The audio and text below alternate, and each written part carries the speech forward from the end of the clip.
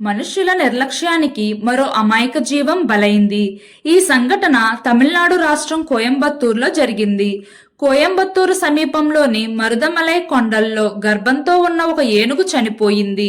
ఈ మరుదమలై అనేది పర్యాటక ప్రదేశం. 2025 మే 17వ తేదీన అటవీ ప్రాంతంలో ఒక ఆడ ఏనుగు అనారోగ్యంతో పడి ఉందని అటవీ శాఖ అధికారులు గమనించారు. వారు ఆ ఆడ ఏనుగును వెటర్నరీ హాస్పిటల్ కు తీసుకువెళ్లారు.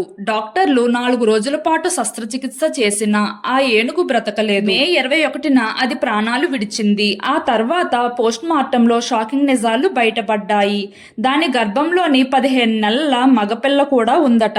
అంతేకాదు ఆ కడుపు నిండా ప్లాస్టిక్, పాలిథిన్, పేపర్ వేస్ట్ భారీ స్థాయిలో ఉన్నాయట.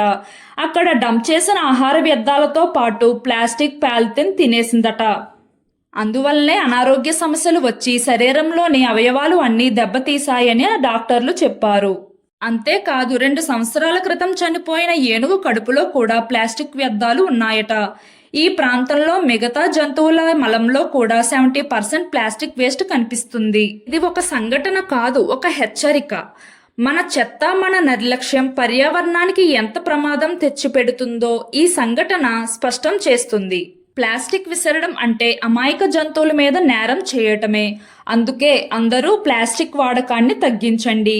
వీలైతే ప్లాస్టిక్ వాడకాన్ని మానండి. ప్రకృతిని, వన్యప్రాణులను కాపాడుకునే బాధ్యత మనదే.